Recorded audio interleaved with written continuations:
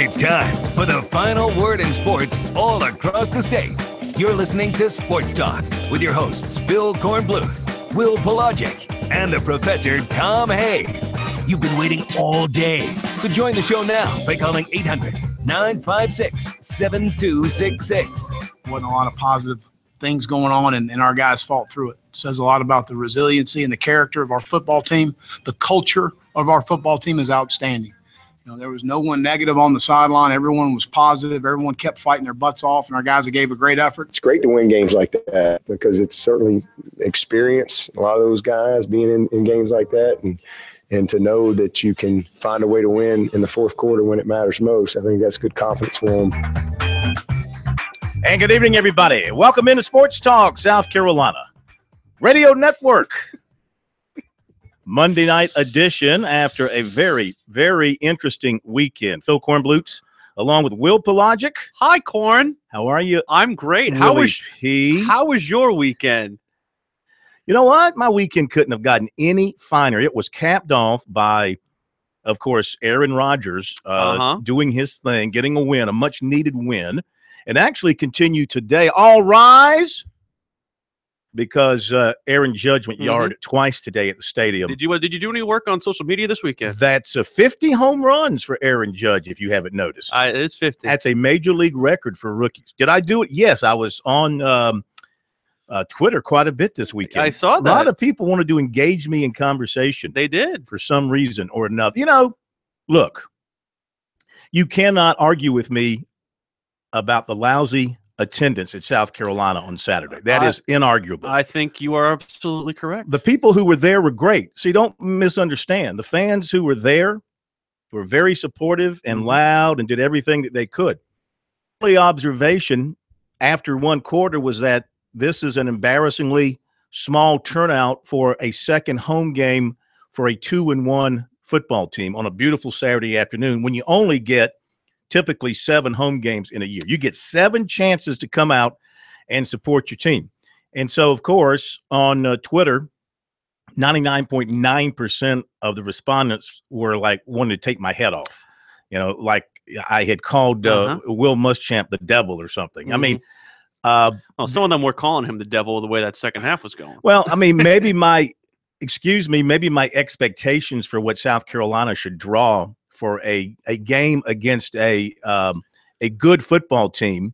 No, it wasn't a league game. No, it wasn't a Power 5 team. It was from the group of 5, but a high-level team from the group of 5 that was capable of coming in and beating your team and nearly did it. Only to offer the contrasting viewpoint. Oh, you had to do that, didn't you? Only to offer you the contrasting viewpoint. See, that's what ticked everybody off. They're mad at me because of what you did. Well, I'll get to that in a second. Yes, I did post the Death Valley picture as a contrasting viewpoint, but in the third quarter, the Clemson game, a lot of their students and fans headed to the exits as well. Shame on them. So I find I've never left a game early, ever, that I've paid money for. Well, that's because you are given a ticket in a parking spot and you sit in an air-conditioned press box and you're fed. The press box at Clemson is open air, for the record. So Used not to be. It was open air. So I stuck it out in the heat just like everybody else did. But in the same vein, what I will say to at least contrast to your viewpoint is this: fans hate being told how to spend their money and how to use their wallet. But I will say, to your point, it does not reflect well on the state of a fan base and a program when people are voting with their wallets and with their feet. And I don't, and you're right. And what they're voting for is, I don't know. I mean, they had a bad Saturday against Kentucky. I'll give you that. They had a lot of problems on and off the field. Murphy's Law type weekend. But they fixed all that. You knew that they would. And so here's a chance again with some recruits in town, not the mega number you had the previous ball game, but still some. And I guess the recruits, you know, they notice some things they don't notice. I noticed it when I was driving to the stadium. And listen, I've been going to South Carolina football games long enough to know when there's a big crowd and when there's not going to be a big crowd. And I could tell driving up Shop Road over to Key Road when I saw parking areas that were totally empty. Totally empty. How long before the game? An hour. Wow. An hour before the game, parking lots, parking areas that are usually filled when you've got 70,000 plus were totally empty. And I mean, I had no traffic going to my parking area on Key Road, walked into the stadium, sat down, watched kickoff, looked around, and said, my goodness, did people know there was a football game today? I mean, it was that obvious. Now, you can argue with me on Twitter all you want. You know, you're wasting your time, and you can claim that the crowd was great and all that. If you believe that South Carolina should draw maybe 60,000, which is maybe what it was. And let's also dispute something. The number that they put out and the number that ESPN puts out is not the real number. No, that's paid attendance. In fact, you really shouldn't use the word attendance with paid. That's tickets sold. Distributed. Tickets attendance, if you use the definition, means people in a place. Yes. So let's be exact. But anyway, that's a side story. Let's get to the games very quickly, and then let's start looking ahead very quickly. Got a great show for you, of course. We're going to take your calls, 800-956-7266. We have got, of course, our First and 10 segment later on tonight with Zach Willis. We'll have David Shelton looking back at the high school Friday night. Mick Mixon with the lowdown on the Panthers beatdown by the Saints yesterday. So we've got a lot of great stuff, a lot of recruiting as well for you from over the weekend. So sit down, pull up the radio, pop a cold one, pick up your phone, and join us, 800-956-7266. So quickly, you know, South Carolina, they kind of messed around, nearly got beat. Kudos to Jake Bentley and to Brian Edwards and to the kid, the kicker, Parker White, for holding it together on that last drive when they could have all come apart. Bentley had a courageous run and then a big-time throw and catch to Edwards, and then the kick, and what looked like a sure defeat turned into a victory. And believe me, 3-1 by your name right now looks a lot better than 2-2. And I think a lot of people before the season, like you said in your Periscope after the game that you could see on SportsTalkSC.com, a lot of people would have signed up for that at the beginning of the year. 3-1. Now, speaking of messing around, they tell you what, man, BC. I'm not going to say BC is a good football team, but they are very good at making you uncomfortable, especially with what they're able to do in special teams. They won the field position battle and had Clemson basically pinned in the shadow of their own goalpost for the entire day. And the real big thing, I think, for Clemson is that once they realized that they were able to get some type of separation from their own end zone and open up the playbook, that's when they were able to have their most success. And I think once they put the ball in the end zone for the first time in the fourth quarter and they were able to really get the field position back underneath themselves, they were able to really have some big success. And the defense bowed up. Once again, it was a great day for them. Kendall Joseph was a leader in tackles. We're going to talk to him later. For Clemson, I think this was the best kind of game that they could have played going into Virginia Tech, because they did see some adversity. They did see some things not working perfectly. If they would have walked in and beaten down Boston College, we talk a lot about that false sense of security. And I think it was good for them to face adversity. And Dabo Swinney agreed going into what is going to be another snake pit. The second time they've walked into a snake pit with College Game Day involved this year. They already had one at Louisville. Going to have another one in Blacksburg this weekend. Very dangerous games this weekend for both teams as they go on the road. South Carolina to Texas A&M, which pulled out another exciting game. Now, look, South Carolina's offense, you people better wake up over there. I don't know what you're doing with this offense. I know you got some injuries on the offensive line, but still, you got to start scoring some points. It doesn't look good right now. You got to start scoring some points. You know that they have regressed from game one. They have scored fewer points each of their 4 games. Here's another thing you probably didn't know that I pointed out on Saturday now. 6 times in what is now let's see, how many games did they play last year? They played 13 games. 6 times in 17 games now, under Muschamp and under Roper, South Carolina has been shut out in the first half. That's crazy. That doesn't do you any favors. That means you're you're usually behind. If you're shut out in the first half, you're usually trailing going into half number 2. Wasn't this an offense that was billed to score around 30 to 40 points a game? I built it that way. We've been sold a bill of goods, Corn. They're not living up to it. And look, I'm not smart enough to figure it out. I just watch it. I see talent out there, but it's just not coming together like it should. We will talk more about it here after the break. Monday edition of Sports Talk.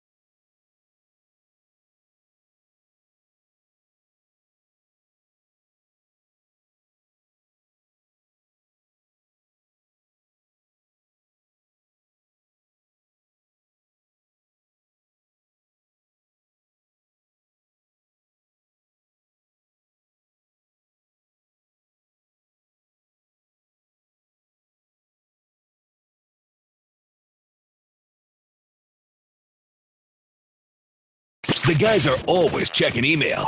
Send your comments or questions to talkback@sportstalksc.com. Now, more of Sports Talk from Columbia's Main Street. All right, 800-956-7266. What was that stat about the red zone you were just talking about? I was just thinking about, how often they get in the red zone and how often they convert in the red zone. They are among 129 Division I sponsored football teams, 118th tied for in red zone efficiency. They have gotten in the red zone 9 times. They've scored 2 rushing touchdowns. They've scored 2 passing touchdowns and made 2 field goals. That's 6 for 9 scoring. Number one, the amount of attempts inside the red zone is poor, and the conversion rate on those possessions inside the red zone is poor, because when 7s turn into 3s, and then those 3s don't even turn into 3s, that's confounding problem right now for the South Carolina offense. They're not getting in the red zone, and even when they're getting in the red zone, they're not converting.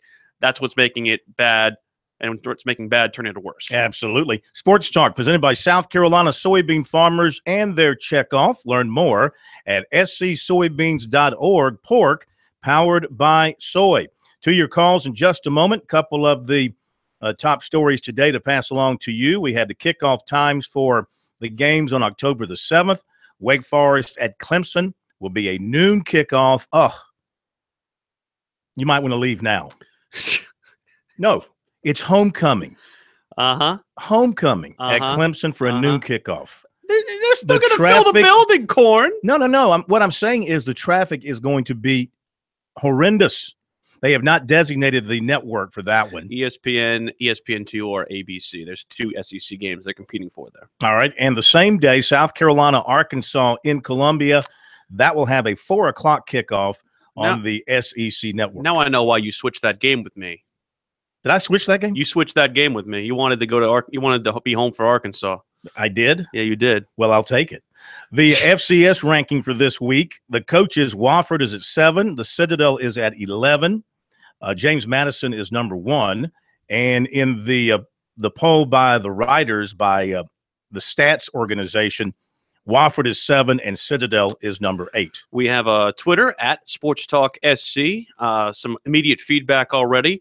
Please ask about South Carolina's offense. Never saw the answer last week. That's from Charlie. And from 3 Dingo. Ask who? Or just, I guess, ask. I guess he's asking. Brian, could you tell us what's wrong with the South Carolina offense? I'm asking. Oh, did he want us to ask Muschamp? I guess ask Muschamp that. Well, you'll be there tomorrow. You can ask him. And don't wear any kind of garment that is anywhere in the family of orange. Yeah, peach. Yeah, banana. What else? Turquoise. Anything that might be considered orange. Probably can't wear purple either, I would say. Either. Probably not. 3 Dingo says, "Oh, looky, the Gamecocks struggle. The fans stink. Clemson struggles. BC special teams were great. No bias there. Tiger Phil." You were at the Clemson game. That wasn't me. I'm just telling you. That's why why Clemson struggle. Why they call him 3? I call him. What do I call him? 3 Dingbat. I think I call him 3 Dingbat. That's not nice. All right, nice to the phones we go. 800-956-7266 is our phone number. Glenn in North Charleston. How are you tonight, sir? How you doing, Mr. Cornblue? Good, sir.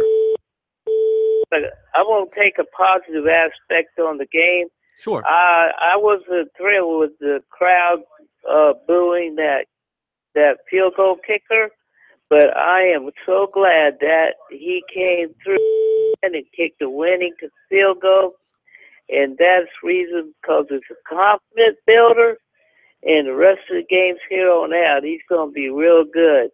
And we got a new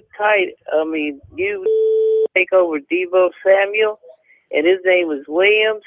And Brian Edwards did an outstanding job in catching, receiving balls. And I tell you, I mean, if it wasn't for Brian Edwards and that 13-yarder so we could get that winning field goal, we would have lost. But thank God we didn't. I mean, I'm pretty proud of my Carolina Gamecocks coming out of a win. And crowds, who knows what fans think. You know, some of them left early, and you never know. You'd be glad that they did, and they missed out on the game totally.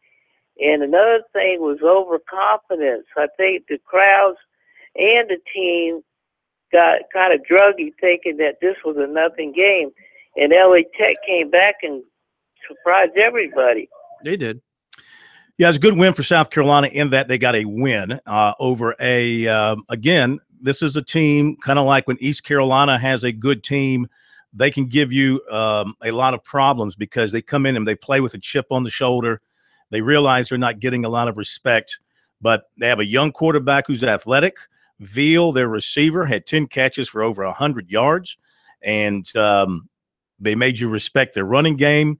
And defensively, they did a good job against South Carolina until the fourth quarter when the Gamecocks finally got their offense going and got some points on the board. So, but as we say, Corn, if you're an SEC team, you're not supposed to lose to a Conference USA team at home. It happens. You're not supposed to. I mean, we're not talking Alabama here. We're still talking South Carolina. No. I mean, upsets do happen in the SEC. The They SEC do. has never gone through a season not losing to a non-league team, I Right. dare say. Right. I'd have to go look that up. Right. But I would dare say that's the case. It does happen.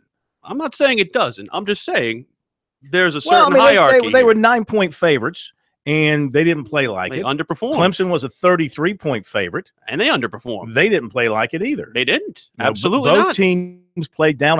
I guess they played down to their competition. Certainly Clemson did. Maybe South Carolina can't play any better. Maybe offensively you're seeing the best of what they've got right now. I don't know. 22 of 34 from Bentley, 295. But again, a lot of that was late when they had to go hurry up. Absolutely. So Absolutely. I don't know if that necessarily equates to what we're expecting from this offense. And the fact is, I'm glad they finally recognized that Tyson Williams as a scholarship still. Yet he fumbled Yeah. and wasn't heard from again until he had the touchdown run. Right. They benched him because of the fumble. What is wrong with Rico Dowdle?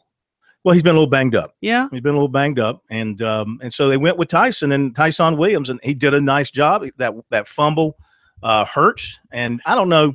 I don't always. I'm assuming that's why they sat him for an extended period because he fumbled the ball. Maybe that's a way of trying to get the message across to a running back to hold on to the football. Seems to me like if he's your hot guy back there, you put him right back out there and let him get the football again and get going again. Well, interestingly enough, in the Clemson game, we didn't hear from C.J. Fuller at all. We thought that he might have been suspended or something. They put C.J. Fuller in for one carry in the third quarter, and he fumbled it. They recovered it, but that was the only time he played on the field. I believe he fumbled at Louisville too, didn't he? I believe that's the case. If I'm not Yes. mistaken. Yeah, you were there. Now, if it's a problem, if it's an ongoing problem, yeah, you got to sit a guy. But Mhm. Tyson Williams was the running back getting it going for South Carolina Saturday. And after, doing the bulk of the work, he did have the fumble, and then he wasn't heard from again until he got that carry for the touchdown that put him ahead. All right, back to the phones we go. We head to Sumter next. It is Jeff in Sumter. Hey, Jeff, welcome to Sports Talk. What's going on, Phil? Hey, man, how are you? Doing great. I got two comments I want to make. First of all, it just seemed like the Gamecocks were a little nostalgic going into that game. They kind of got in a lull. Even the announcer was talking about it, until the fourth quarter. Fans finally got into it. But, hey, it doesn't matter whether you win by 1 or 21. Kentucky went in, and, even though you guys lost to Kentucky, they gave Florida a run for their money. But I'm going to get to my team. I don't know what was going on in Carolina, but I know that the between the hedges in Athens, it was rocking down there, guys. They got a little itch behind their ear on the first play of the game with the flea flicker, and they kind of hushed up all the hype after Mississippi State went into LSU. They battled it out the week prior, and the Bulldogs showed them there's only one dog in the fight down there. So I'm gonna take your comments offline and see what you guys got to say about it. Well, you got to give Georgia its dues here. True. They look great against Mississippi State. They did. I thought it would go the other. Well, yeah, Mississippi State would go in there and at least take the benefit of the points and come out on top from a standpoint of the spread. It wasn't even close enough for that to be a factor. And hey, listen, they got it going right now. Now they go where, to Tennessee this weekend? Yes. All right, so we'll see. They should beat Tennessee the way things are going with Tennessee right now. They are really struggling too. Jake Fromm is really quieting a lot of those people who thought he couldn't play quarterback. Well, I think that people knew that he could play quarterback, maybe not so well at such an early age. Does he keep the job when Olsen is ready to come back and play? How could you not keep him there? Be right back. Easy.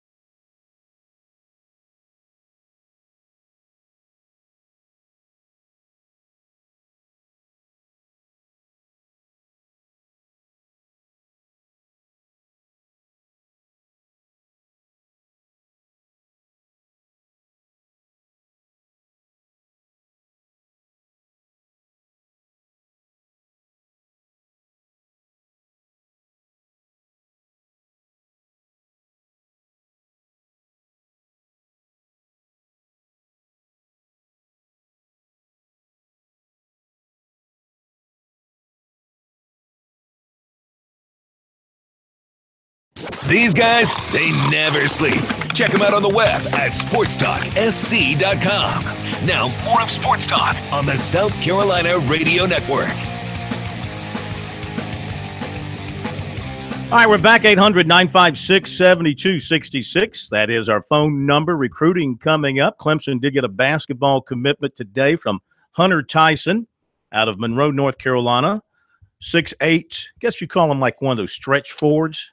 He's a swing man. Swing man, likes to stand outside and shoot. Got good size, good overall athletic ability. So he commits to Brad Brownell after taking his official visit over the weekend. You know, if you ain't got that thing, you ain't got that swing. Or if you got that thing, you ain't got that swing. I don't know how that one goes. I don't know what you're talking about. Let's go to Arthur in Conway for our next call. Arthur, how are you? Welcome to Sports Talk. Oh, I'm doing okay. I'm an Arkansas transplant, but over the past several years, I've loved listening to your show. I really do enjoy it. Thanks. But with that being said, I think the Louisiana Tech is a decent win. If you look at their roster, especially their defensive line, you just scratch your head, and then it's like, well, what it is they're a bunch of LSU rejects, which, you know, a la Terry Bradshaw. So I think that's a lot better win than people can give them credit for, that they usually have the athletes to play with you. It's just usually they're going to run out of gas at some point in time, and that's when you can take advantage of them. And then speaking of LSU, I know you guys don't care about it on this side of the conference, but I give it another year or two, and I think Petrino is going to be on the sidelines at LSU. Well, they would you win at all costs? Well, he'd be the guy. I mean, look, if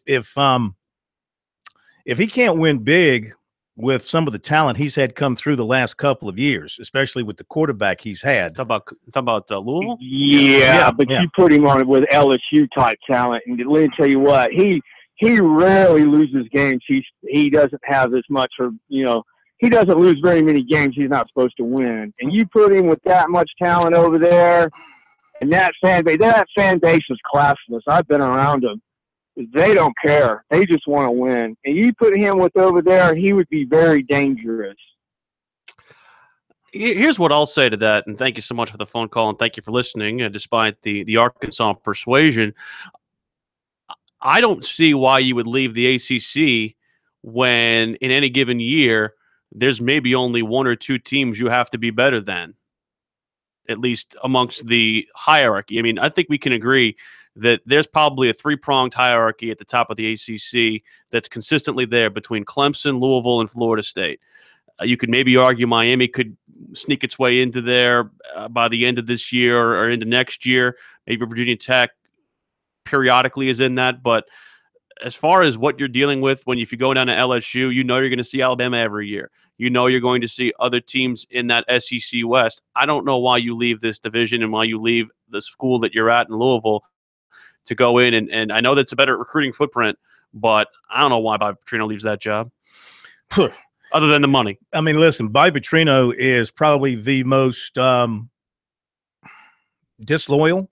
Right. Can you use that word when it comes to football coaches? I'm not saying he's not capable of doing it. I'm just saying I don't know why you would. This guy has never seen a job he didn't think was better than the one he's got now. Right. So I would not trust him if I were an athletic director or a fan base. It wouldn't surprise me, the next phone call he gets after this season that he doesn't up and jump at it. I have no respect for the guy from that standpoint. No. That being said, the guy is a terrific offensive coach. I've seen him blow some real opportunities in recent years, especially against Clemson, where he's mishandled clock a couple of times. He's a terrible in-game coach. Things of that nature. Well, that's part of it. Yeah. I mean, I'm saying might be the biggest part of it. I was saying he's a terrible in-game coach. The decisions you make and the adjustments you make. But he does have a terrific offensive mind. He has developed quarterbacks over the years. He has had really good offenses. But, again, last year his team at the end of the season had nothing left in the tank and showed it. And now, it gets beat badly by Clemson at home. And they're going to be – look, the Atlantic Division is going to boil down depending on what happens with Virginia Tech this weekend. NC State is going to be way after getting that win down at Florida State. Yeah. NC State, wouldn't it be weird if NC State's only regular season loss was to South Carolina, like funny. North Carolina a couple years ago, Yeah. in Charlotte, the same kind of deal. NC State looks very capable. That was a wounded, no doubt that was a wounded Florida State team that they were playing on Saturday, but still they went down there and took it to Florida State and won that game. And if they don't stub their toe, they'll be waiting on Clemson in November in Raleigh. Are you trying to say you don't just walk into Carter Finley Stadium and expect a rout? Is that what you're expecting?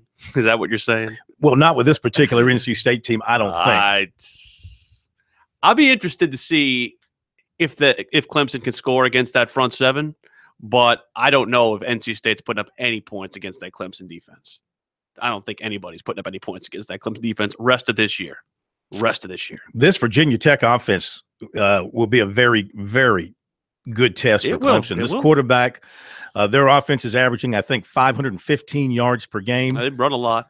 They like to run it now. And Bud Foster has got that defense playing really good football, too. So this will be probably, you know what, Virginia Tech, are they better than Auburn? And plus you're playing them at Lane Stadium. Probably a bigger test for Clemson. Might be the first of two meetings with Virginia Tech this year. It's possible. It's possible. Back to the phones we go, and to Billy in Greenville. Hello, Billy. Yeah. Phil, I know you're pretty fair on both sides. Both of you all are. But you know, a couple of things I'm saying is that, you know, I followed Florida when Muschamp was there. And I believe they had a quarterback named Bradley or somebody.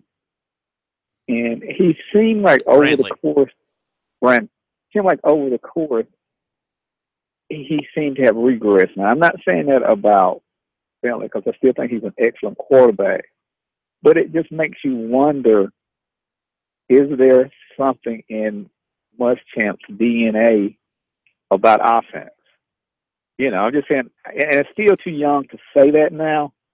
But I mean, when you start looking at what went on in Florida, with what seems like it's developing at USC, it just makes you wonder. I'll hang up and listen to what you say.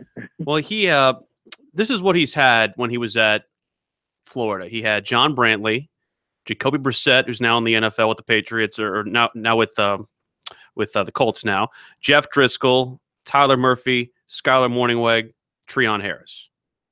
And a lot of injuries and a lot of offensive coordinators. But again, you have to fix that as a head coach. And if this offense continues to average 17, 20 points per game, and if it continues to rank nationally 100 and higher, that's an embarrassment. And it needs to be addressed. And whether it means he needs to change offensive coordinators or change something, if he wants to have a successful tenure at South Carolina, he'd better fix his offense. I mean, football is an offensive game now. I mean, I'm not a genius uncovering something here. Teams that win big have big offenses. I mean, you got to play some good defense. I'll give you that. But look at today's top teams. What is the one thing they all have in common? They know how to score. They know how to score. They know how to score. Sorry, I mean, I didn't mean to make it sound so simple. Well, that's what it is. I mean, look, Vanderbilt thought their defense was good. Yeah, and look what happened. You got to be able to score too. How badly were our eyes open with both of those games? Alabama, Vanderbilt, and Mississippi State, Georgia. Well, I took Alabama. I knew they were going to crush them. Now, I mistakenly took Mississippi State. I mistakenly took Clemson, laid the 33. I mistakenly took the Gamecocks and laid the 9. Stupid, stupid, stupid. I'm glad you didn't have any real money on that. Or did you? Or did you? It makes the weekend just a little more entertaining when you have something to sweat over.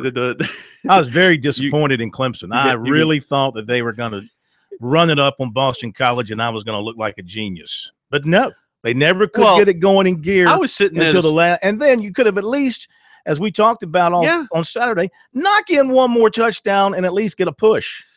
I mean, could they have started that, that binge or maybe a half a quarter earlier, a little bit? Because they looked like a different team. They looked like they were worn down. BC was worn down. Oh, yeah. But for 3 quarters, they hung with them. It was pretty hot there, wasn't it? It was steamy. Yeah. It was very balmy. Yeah. Those boys from the north, they can't hang. No. With those boys from the south. Although Harold Landry. On a hot day. Although I will say, Harold Landry, even though he didn't have the high tackles, that guy's going to play at the next level, and he's going to play well. All right, we'll be right back.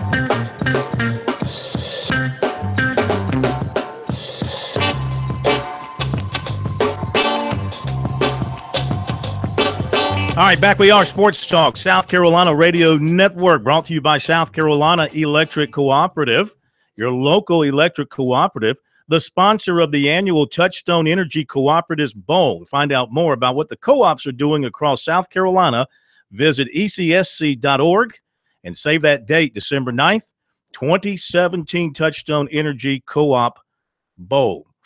Dr. Tiger, down in Myrtle Beach, I think some people need your help tonight. How are you? Good, Phil. Good, Phil. How are you doing? Good. Thank Hello, you. Doctor. Good. So, we're talking about Clemson and Virginia Tech coming up Saturday.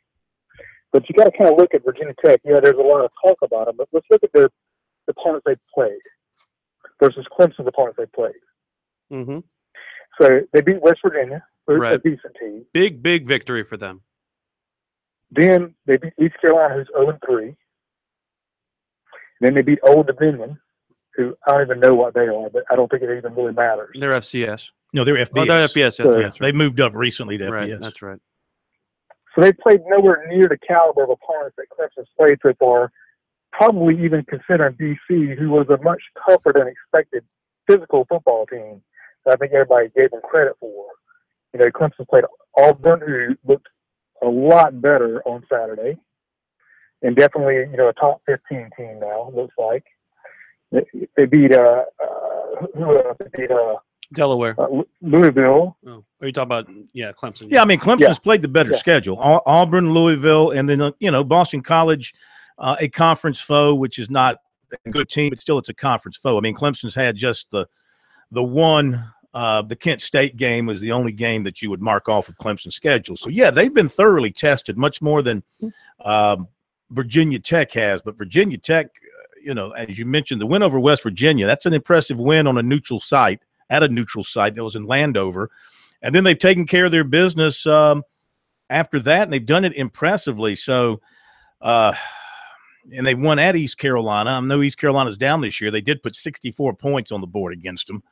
They're kind of scary now. And look, Bud Foster, he has this defense, and we talk about it every time Clemson plays Virginia Tech. He runs this defense where the safeties come up and some other people drop back, and he really makes it tough on your quarterback to figure out his coverages. I know you hate the fancy stats, but strength of schedule, just using the same ranking here that a lot of the college football playoff committees use, Clemson's strength of schedule through 4 games, 8th best in the country. Virginia Tech's 67th, which is middle of the pack. Not terrible. Thank you very much for your phone call. 800-956-7266 is the phone number. South Carolina is, by the way, also very, very high as far as what they've played so far this year. So at least looking at that, this has also been a heavy curve for Well, them and to have South to go Carolina's will go up as they Yes. play Tennessee, and they play Georgia, and they play Florida, and they play Texas A&M. These are all teams that are going to, by the end of the day, South Carolina will have a top, and they play Clemson at the end. They'll have a top 10 strength of schedule. through. Absolutely. I would think. Hank in Columbia. Good evening, sir. Hey, How are you? Hey, I'm doing fine, Corn. Now, Hank, let me say something real quick. You're a big fan of the USC women's basketball team, as I recall, right? Oh, yeah, I like them. I mean, don't you go to the games and everything? Yeah, I go to the game. Yeah. Well, you notice who's Yeah. writing women's basketball recruiting stories now, right? I see it. I've come full circle, my man. I've come full circle. Yeah. They average about 15,000 fans. Yep. Yeah, it's a good thing to write about them. You get a lot of people reading your column. Hey, man, they're a red hot program. They deserve the coverage. When you're the national champion, I can't ignore you. Oh yeah, when you go from as bad as they were to elite, that's a great accomplishment.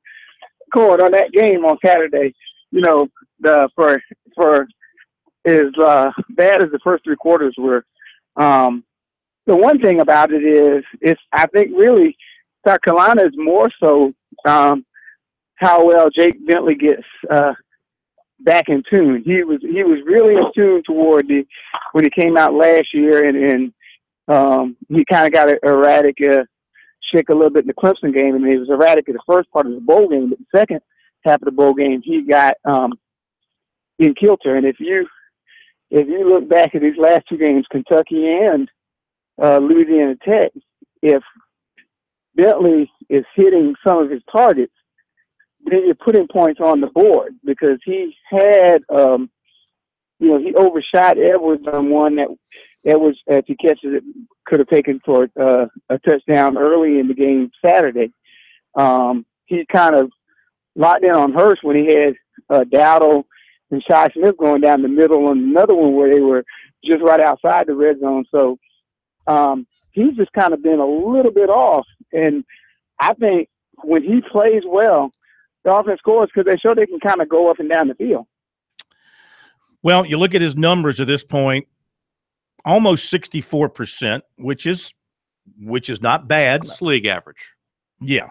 He's averaging 250 passing yards per game. Now, he does have 4 picks, which matches the number of picks he had all of last season, the 7 games that he quarterbacked in last season. He's already matched that in 4 games. He's saying that he's very good when, getting himself back on kilter. We haven't seen him play a full game this year. We haven't seen him be on kilter for 4 consecutive quarters. Why? I don't know. I wasn't posing that to you. Right. I was just I'm asking. I think that I don't know. I mean, Rock. I mean, I know Rock is a Clemson fan, but he said so. This is the quote explosive offense. He says this on Twitter at SportsTalkSC. This is the explosive offense I heard so much about during the offseason. So did we. Yeah, we've been sold a bill of goods. Where is the bill? Show me the explosion. No, the bill has come due. They better have some offense this weekend, or they'll get embarrassed at Texas A&M. The most explosiveness we saw was during the pyro during the opening pregame. At least they got that right this time. Finally, all 4 worked. Exactly. They will have to score points against Texas A&M, and probably a lot of them to have a chance to win this game. They've got a lot of firepower. Plus, Christian Kirk took the kickoff back 100 yards against Arkansas. You can't kick to this guy. You gotta be wary of him in the kick return game.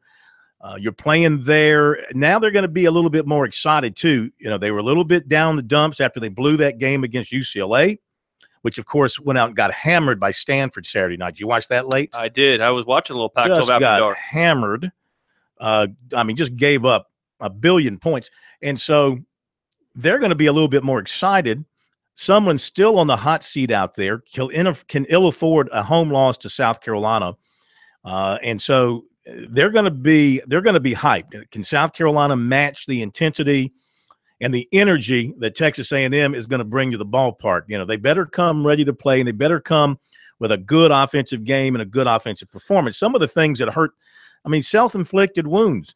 Early in that game Saturday, you had in the shotgun, you had a bad snap to Bentley that forced him to fall on the football. Cost him a shot at I think it might have been a 3rd down play. Cost him a shot at trying to convert 3rd down.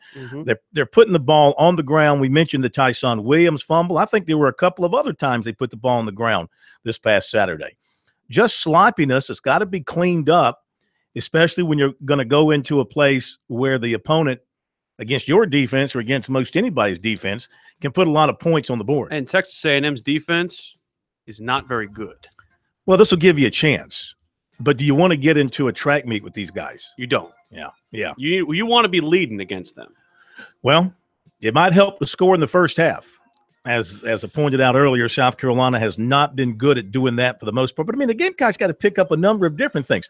They're averaging exactly 100 rushing yards per game.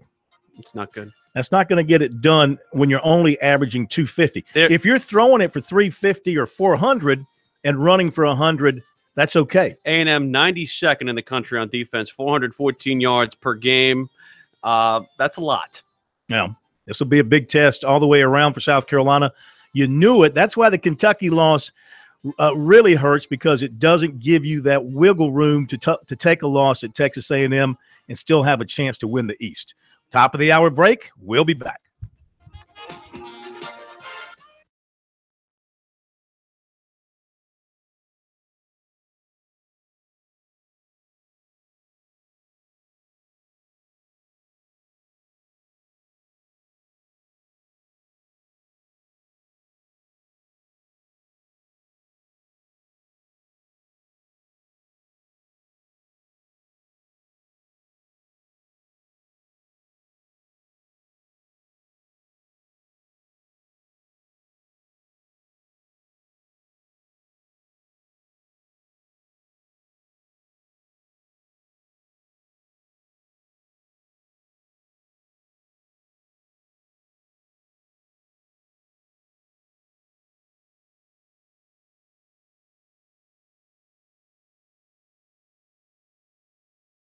You ready? You rolling?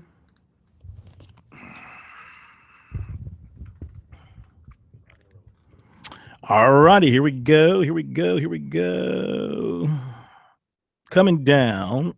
Coming down in 3, 2, 3, 2, 1. Clemson basketball coach Brad Brownell picked up in 3, 2, 1. Clemson basketball coach Brad Brownell picked up another commitment on Monday afternoon. 6'8" Hunter Tyson of Monroe, North Carolina, picked the Tigers over Davidson. He also let me get his stats here. Hang on. Hang on. Hunter Tyson.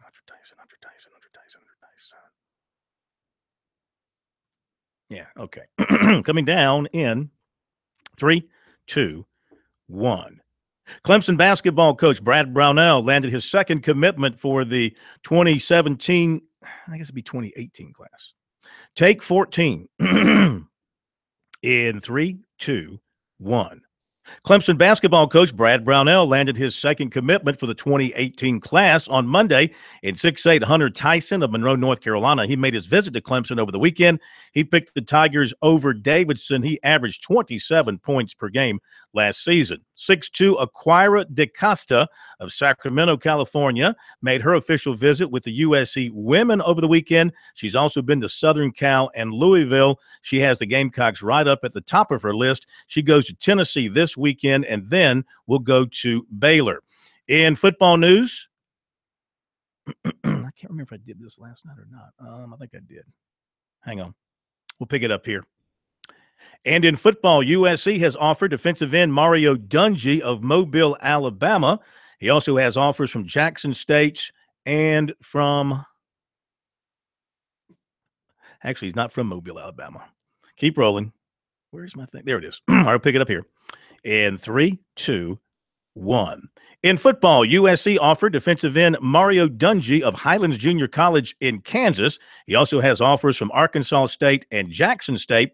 And offensive lineman Jackson Carman of Fairfield, Ohio, has set his Clemson official visit for December 8th. Phil Kornblut, South Carolina Radio Network Sports.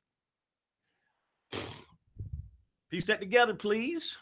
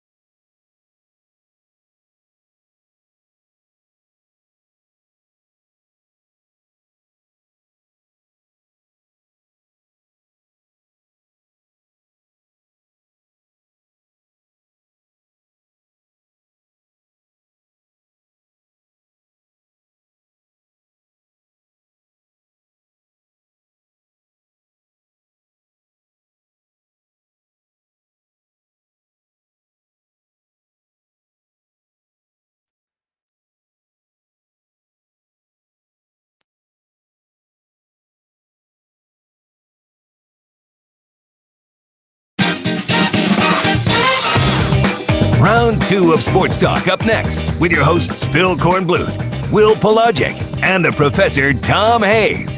Don't leave us hanging. Join the show, 800-956-7266.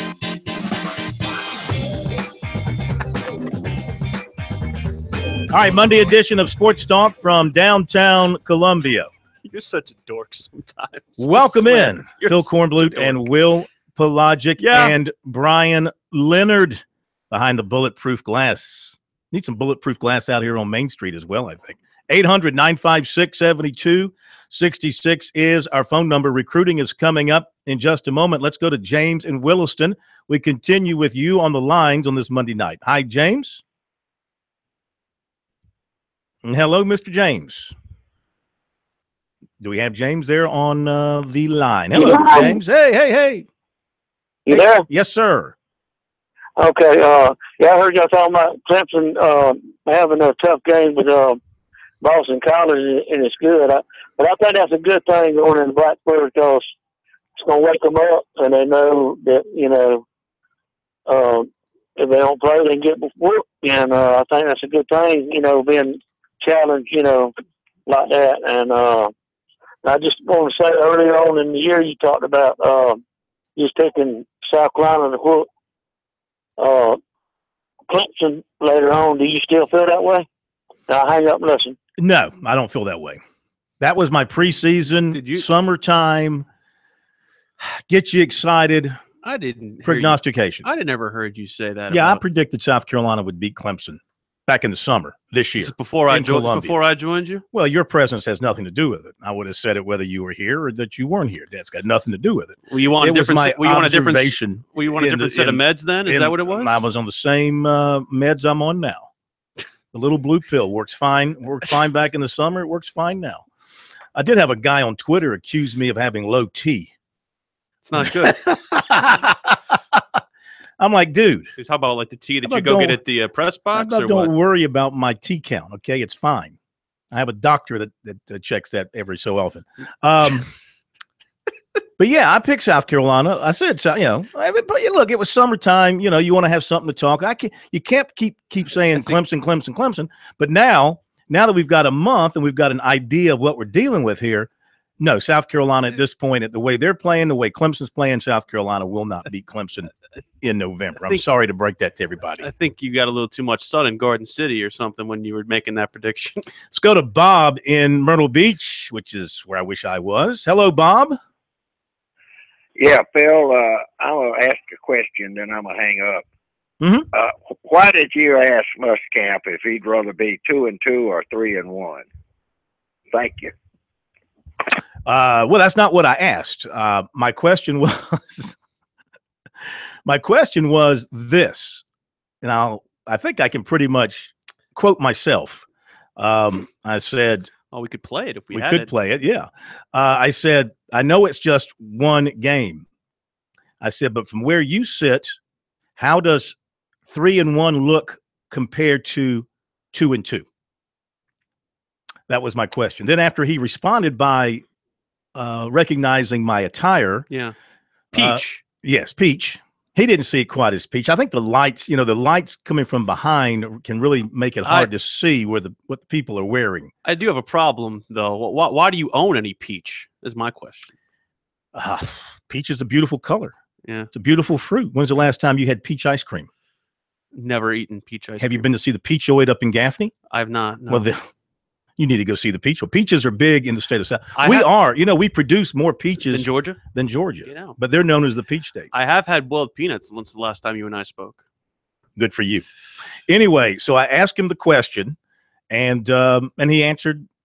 He gave a great answer. Once he got by all the foolishness, he gave a great answer. And so, yeah, that was the question. And to me, I wasn't interested in an X's and O's thing that had been asked already. I was interested in a more of an emotional type thing because believe me, 3-1 as a head coach, regardless of how you get it, 3-1 after 4 games looks a lot better than 2-2. I think you called your question intuitive. It's a psychological question. It's a mind question. I think it feels much.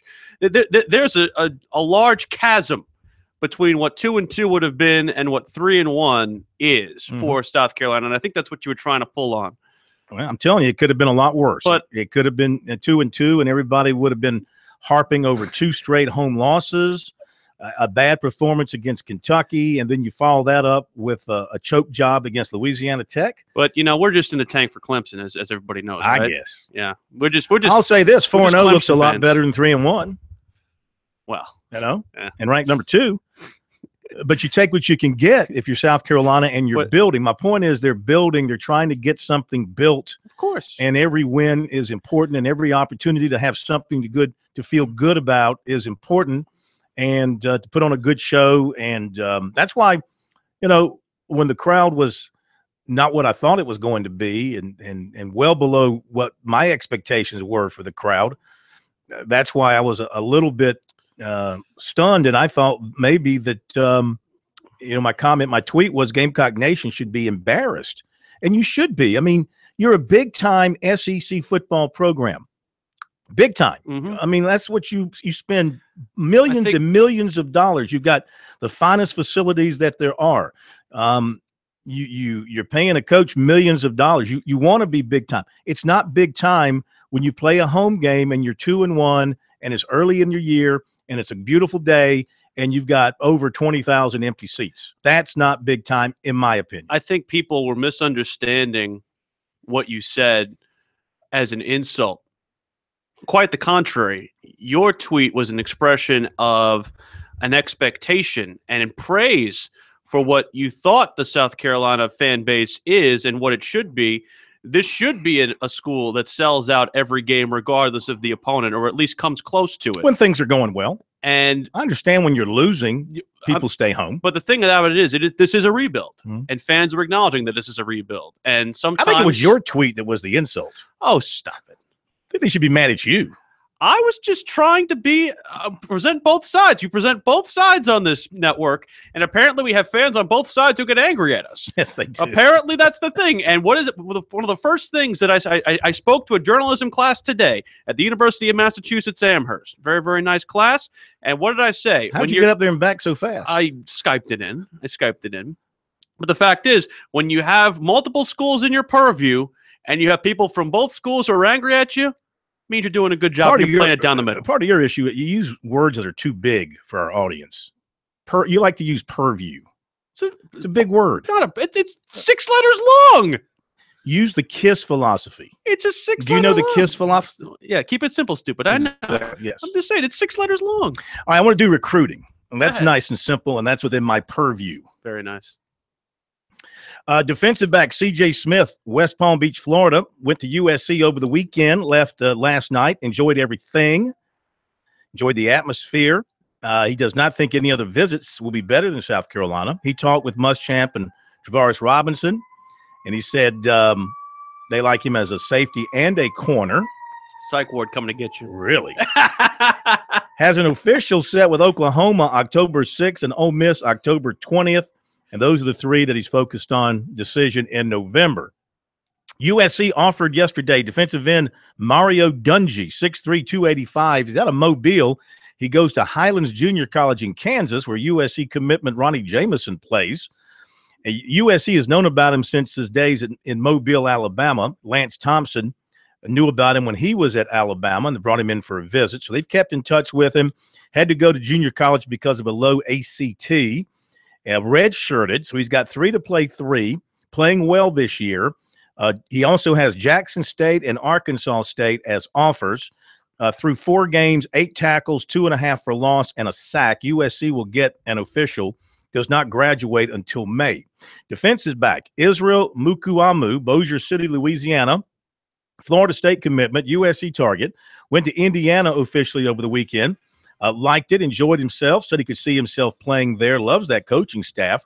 Muschamp contacted him last week to wish him well in his game. Planning to take an official to USC the weekend of the Arkansas game. Also planning trips to Florida State, Louisville, and Georgia. Offensive lineman Jackson Carman, Fairfield, Ohio, according to Buckeye Grove, taking an official to Wisconsin this weekend.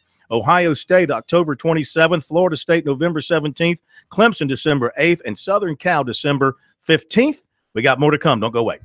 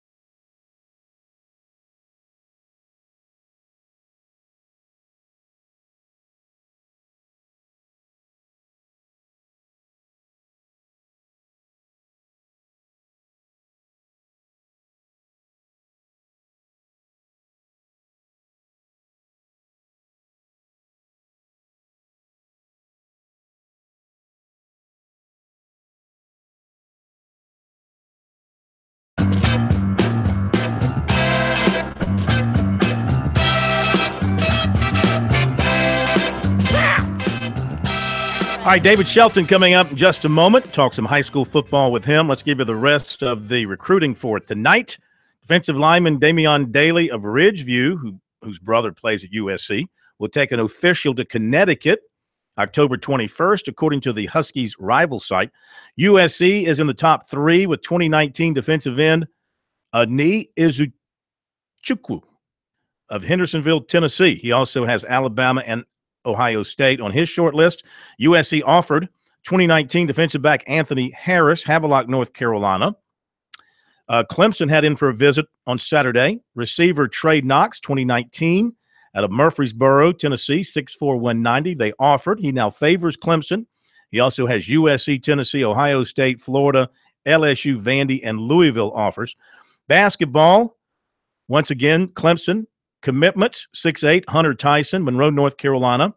We'll have a story up on him on our website after the program. We spoke to him earlier this evening after he announced his commitment to the Tigers. USC women had in for a visit some highly recruited players, including 6'2" Aquira DeCasa of Sacramento, California. She's also been to Southern Cal and Louisville. The visit keeps the USC women at the top of her list. She said she loved everything about it. She goes to Tennessee officially this weekend and then to Baylor, not indicating a favorite. 6'6" Zion Williamson, Spartanburg Day, did not go to Kentucky over the weekend due to personal family business. His stepfather confirmed that today. It was first reported by Matt Jones of Kentucky Sports Radio. Williamson, according to Jones, will reschedule that visit with Kentucky. He is scheduled for Kansas this weekend. 6'4" Tyrell Gums Freighter of Odessa College, Ontario, committed to Coastal Carolina, according to John Rothstein of CBSSports.com. And that's a guy who'll be eligible for this year. That's a JC up there in Ontario, Canada, Odessa College. There you go with recruiting here on Sports Talk. Don't forget to check it out regularly on our website, SportsTalkSC.com, and on Twitter, use the hashtag ST Recruiting. It's smart for Kansas to schedule Zion's official visit on a weekend when they don't play football, so they don't have to force him to watch Kansas football. Good idea. Good idea. Another good idea is to welcome into Sports Talk for our high school football report tonight, David Shelton, brought to you by Farm Bureau Insurance. With new auto insurance rates from Farm Bureau, you could be saving a whole lot of money, even if you received a quote before. Rates are now more competitive than ever. Get a no-obligation quote today at favrates.com. Welcome, David. And before we talk about games, when you were with us Friday night, you were covering the Berkeley game, and there was an injury in that game to a player. It caused the game to end prematurely. How is the young man? He's doing well. They took him to the hospital and checked him out as a precaution. He does have a concussion, and he has a case of whiplash, which after seeing the tackle, I could see where he had the whiplash because he really snapped. But, he felt a little bit of numbness when he first got hit and obviously some pain in his neck area. So they took every precaution, but he was home Saturday morning. I talked to Coach Art Craig and doing fine. I don't know what the prognosis is for playing the rest of the year, but he is a 10th grader. So hopefully everything will work out and he can continue his career, at some point. That's good news. Good news. All right. Now we look at the big schools and, Fort D, a big win, Dutch Fork, a big win, TL Hanna, maybe the most impressive win of all, the way TL Hanna beat Greenwood. What do you think about what we saw from those schools on Friday? Spring Valley had a lopsided win as well. Yeah. I think you're starting to see, some separation. I think those teams that you mentioned, I think Spartanburg is starting to put it together and going to be around at the end. And I think Burns, who was off. But I think Burns has proven that they're for real, legit. So in that classification, I think you can kind of narrow it down to 5 or 6. And then you still have I know Conway lost to Myrtle Beach, but I still think Conway is going to be a contender. Again, they're in the lower state, so they would have to get through Fort Dorchester, which, quite honestly, no one down here is going to get through them. I do think Somerville has some small opportunity to beat Fort, but they'll have to play extremely well. But they are pretty good on defense, so that will give them a shot. Interesting looking at Somerville with their victory over Ashley Ridge. You could argue the fact that a lot of the motivation in that victory came over the last couple of years because of what had happened in that series, but a big win for Somerville on Friday night. Yeah, it was, and it was an impressive win. They did give up some passing yards, but Ashley Ridge is, going to get some yardage. Yeah. But they shut down the run game, and I think Somerville is starting to, they didn't get that game with Dutch Fork, and then they lost to Berkeley, but right before that. But the last 2 weeks in region play, they've kind of solidified themselves, I think, as probably the second best team in that region. Anything can happen, but I think the quarterback's getting better and not turning the ball over like he was. And I think their defense, like I said, I think their defense is pretty decent.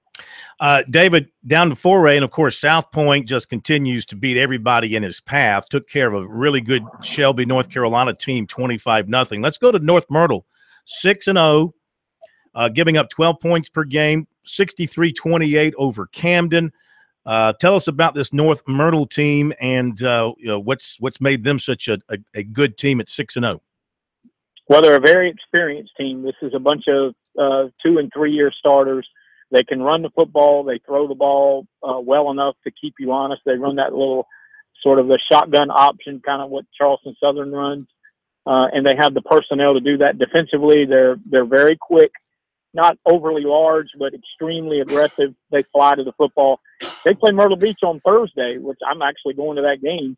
And that'll be a real test for them because Myrtle Beach is coming off that nice win over Conway. But North Myrtle is a legitimate number 2 and legitimate lower state 4A contender. I think you put Hartsville in that bunch, North Augusta.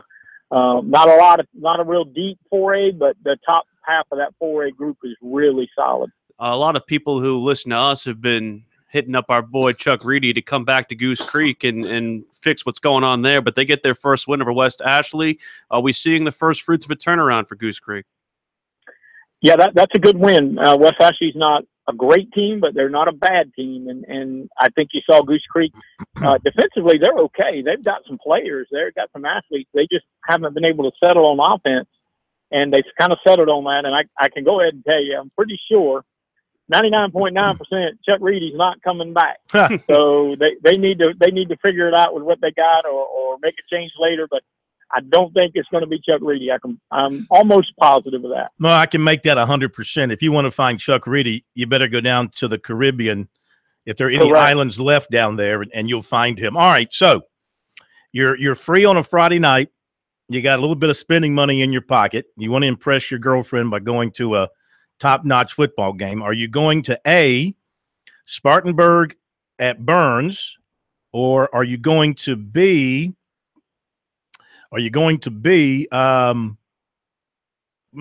Hartsville at Abbeville, or are you going to C, and I'll give you this one, North Myrtle at Myrtle Beach?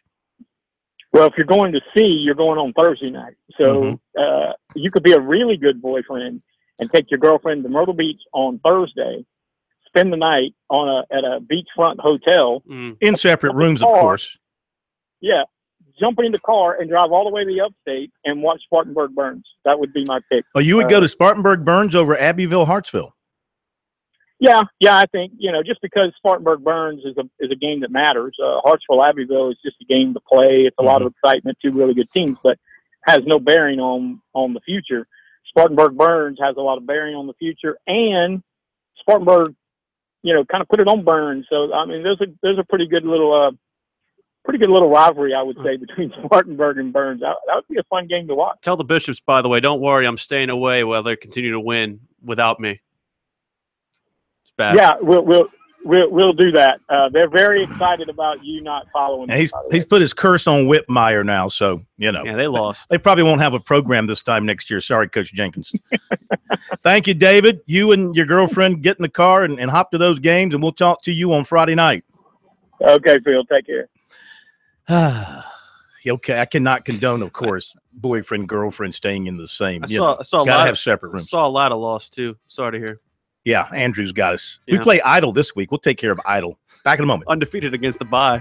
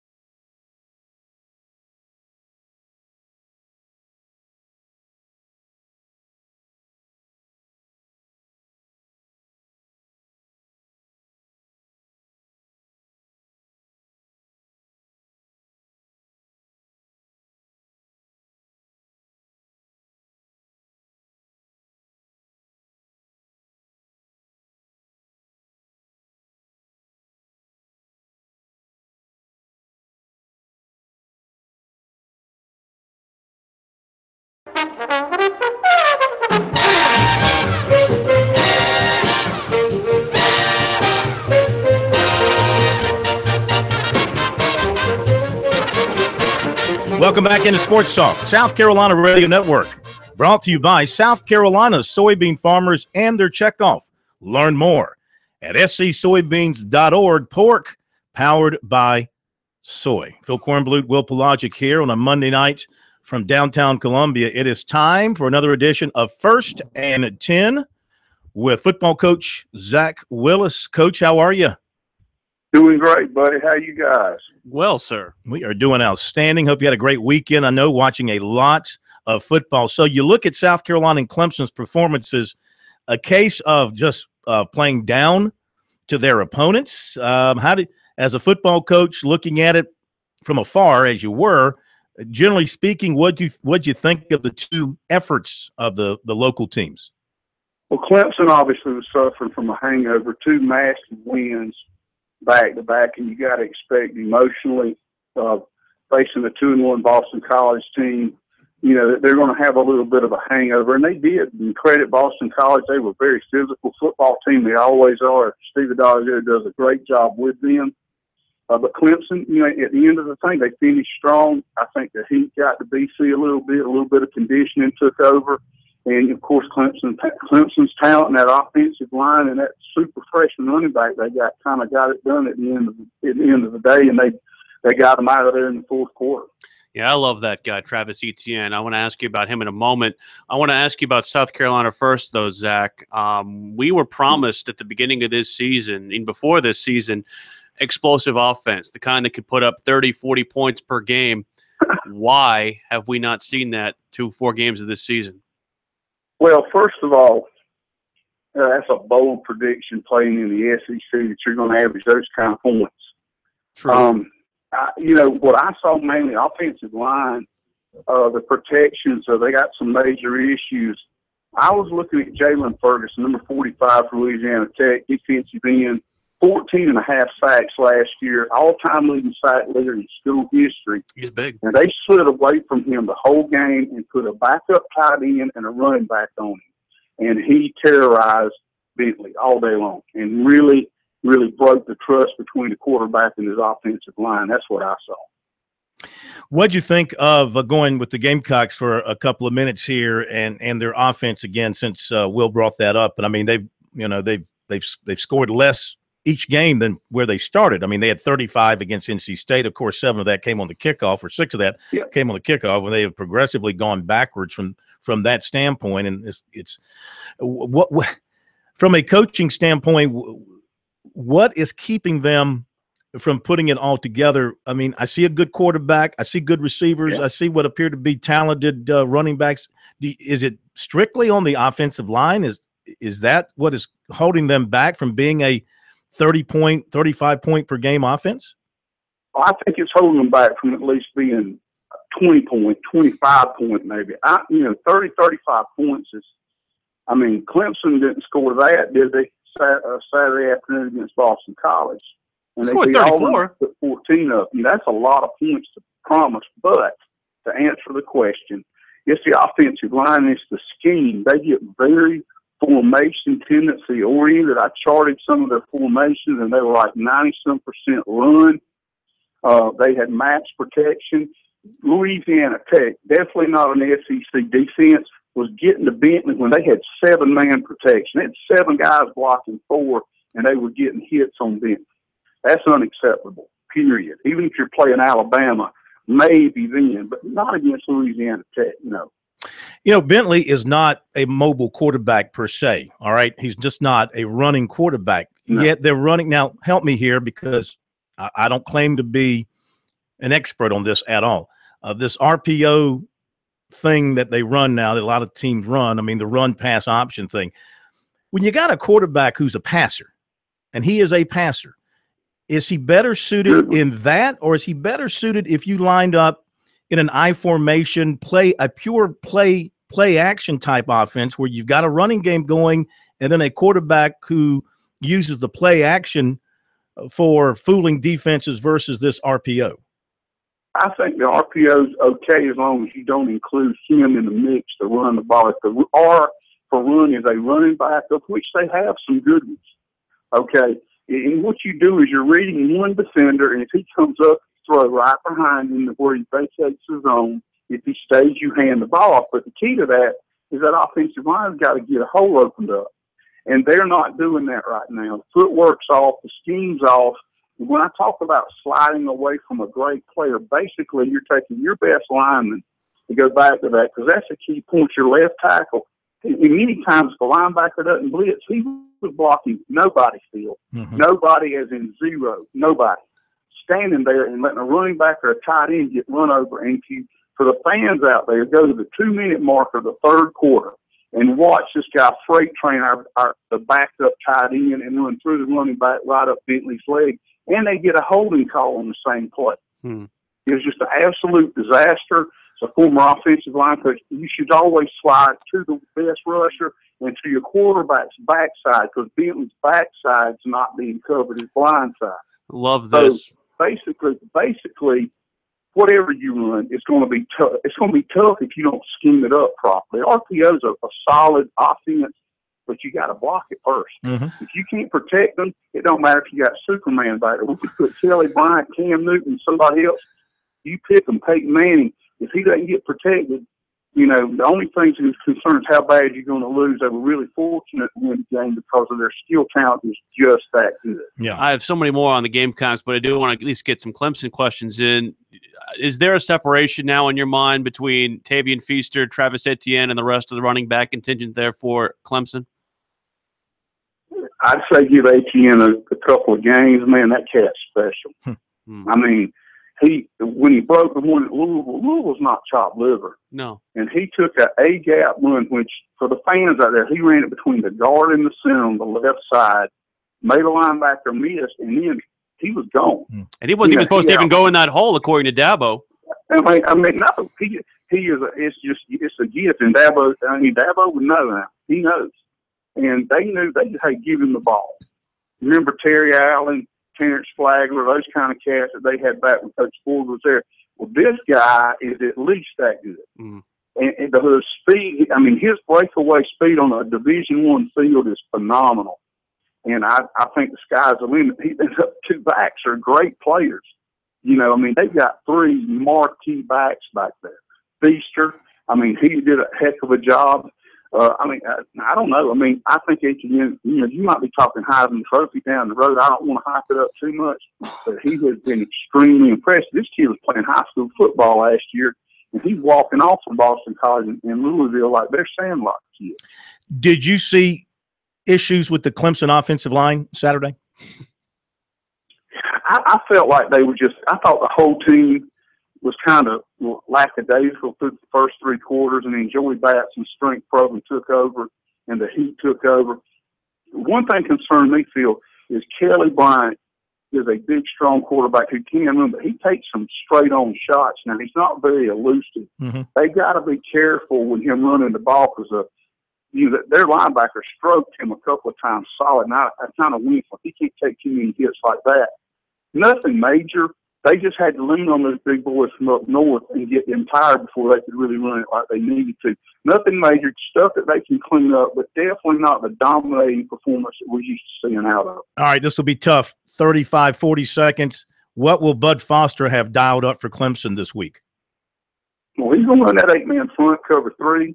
He's going to bring pressure. He'll bring it to the weak side, probably from the boundary, and slant to the field to try to offset. That means move the defensive line to the strong side and bring a corner or wrap a back or around to try to contain Clemson's speed.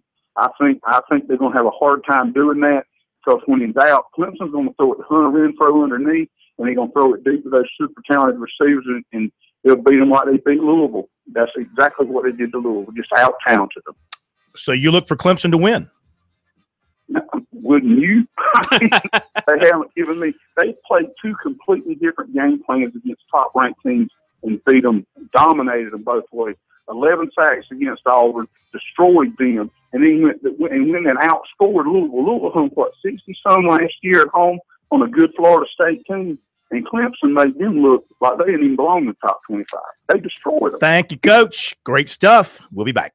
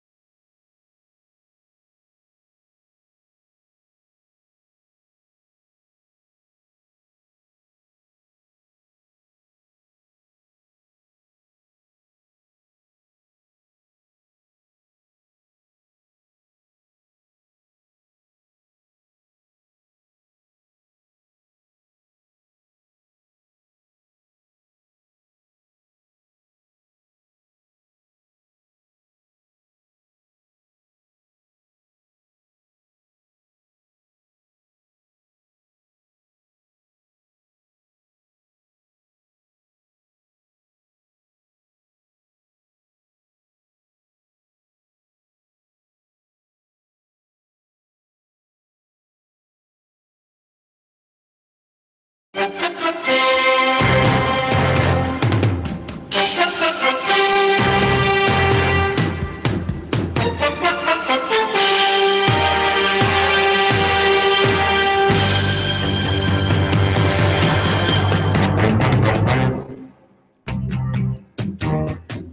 right, Monday Night Football tonight should be a good one. Cowboys playing at Arizona.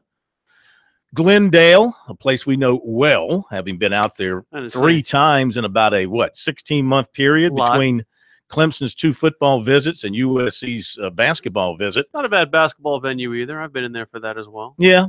It's like a Martian spaceship stuck in the sand out there when you drive up to it. It's kind of a weird looking thing. Pops out of nowhere, doesn't it? Yeah, and it's building. The area is kind of building up around it with businesses and homes and all that out in the desert area. We're just sort of killing time here because we're trying to hook up with Mick Mixon, voice of the Panthers, and maybe like his team yesterday, he's gone underground. Underneath. Did you watch that game? I watched a little bit of it through the Red Zone, and where the place I go to watch football on Sundays will put the Panther game on one TV and the Red Zone on the other. And every time I look back at the Panthers, they were punting. Wasn't good. They did not have a good day yesterday. They did not have a good day. And that's a Saints team that does not traditionally play well outside of their home base, and they looked like a different team. I mean, I really think going into that game, you looked at the Saints and the way things were going for them. You looked at the Panthers, and you're thinking, "Gee, we got a chance to be 3-0 here." I mean, the Saints were 0-2.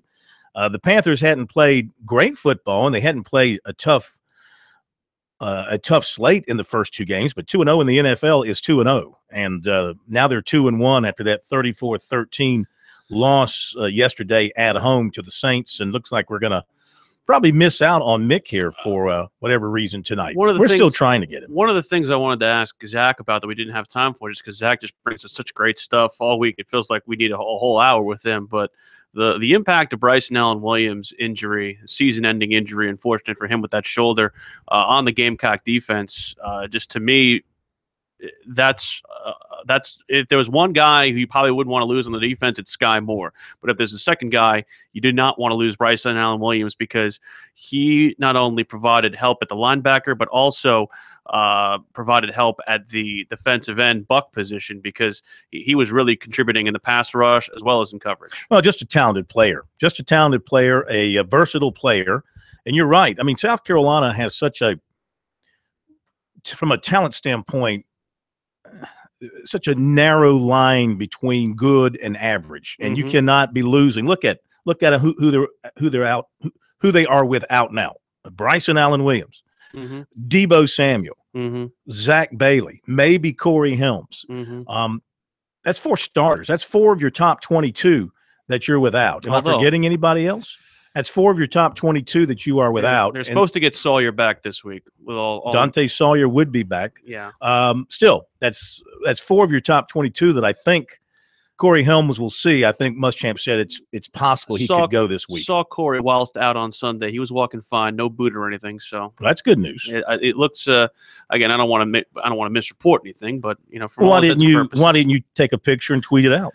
Because I'm not one of these social media keyboard warriors. I let these guys, when they're outside, I let them alone. He was out with Jake Bentley. They were having a burger with their girlfriends, and I didn't want to bother them. In 3 games, Bryson Allen Williams had 10 tackles, 3 tackles for loss, 2 sacks, an interception, another pass broken up, a quarterback hurry, and a fumble recovery. I'm also glad you mentioned with Zach the Clemson offensive line, and that's something we also failed to bring up. The right side of the offensive line is a significant question mark now for Clemson, and it's not just Tremaine Ankrum and Sean Pollard.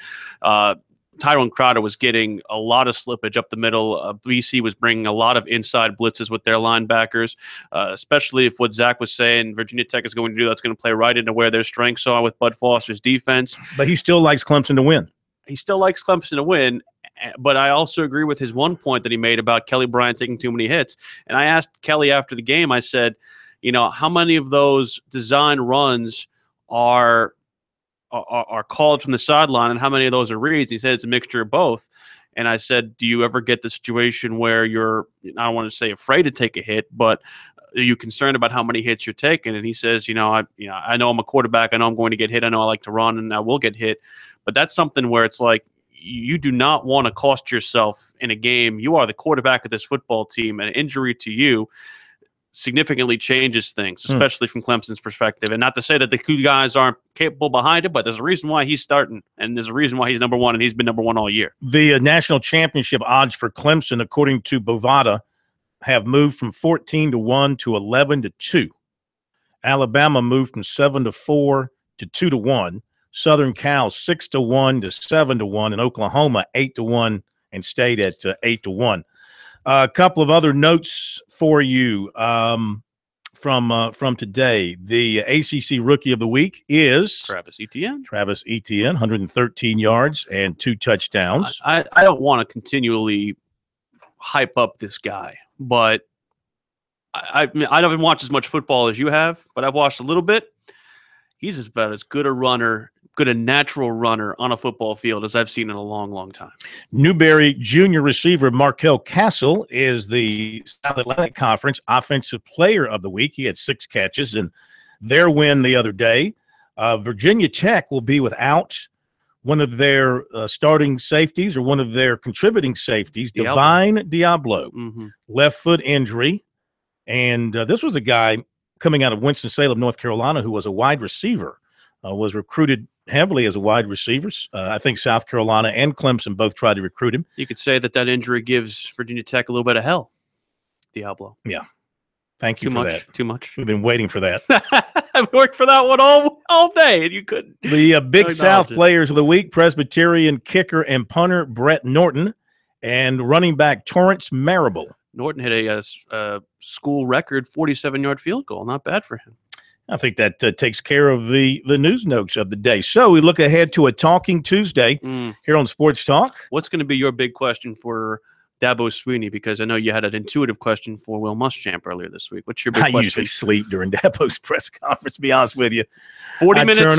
I turn on the recorder, and I kind of, it's sort of like being in a religious service. You kind of fake like you're awake and paying attention, but actually you got your eyes closed and your head's down. You know how that is. Of course. No, actually I'll be awake, but I don't ask questions just for the sake of asking a question. If the moment moves me to ask a question, then I'll ask a question. I can't sit here and tell you what I'm going to ask. I always try to prepare at least one. It has to. Well, that's you. That's fine. I like to hear the sound of my own voice, though. That's the thing. I think a lot of people would agree with that. Yeah. I, however, don't feel that need. I always like to ask. I feel like if you're there, you should ask a question. Okay. Well, that's you. I feel like that's not me. The bottom line is we'll have Dabo for you tomorrow night. We'll have Will Muschamp for you tomorrow night as well here on the program on a Talking Tuesday as we look forward to 2 big road games for these teams. Zach surprised me when he so firmly, without hesitation, pointed out in his opinion that Clemson would beat Virginia Tech.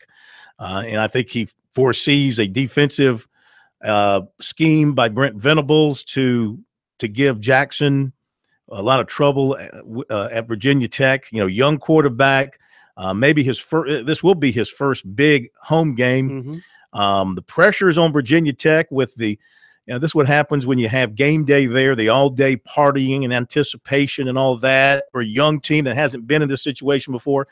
Clemson's players, even though some of them are playing for the first time in a full-time capacity, most of them have been through this kind of stuff a time or two through this great run Clemson is on. Well, they had it earlier this year with Louisville. Yeah, so they shouldn't be fazed by it. They'll go out and try and play Clemson football. I will ask this of Will Muschamp.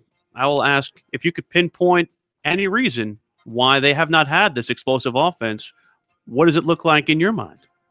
Well, why don't you ask him that? I'm going to ask him that. I'm telling you the question. This is the question that I formulated in the time sitting with you. Now remember, it's 12:30 tomorrow for Muschamp. They moved it up. Yeah, so you don't have to wait as long. We'll be waiting with bated breath to hear that question. I will give it to you live on the SEC network. That's a question Paul Feinbaum wouldn't even think to ask. No, Paul is from Alabama. That's an intuitive question on your part. That will do it. Thank you, Brian Leonard. Thank you, Willie P. Have a great night. We'll see you tomorrow.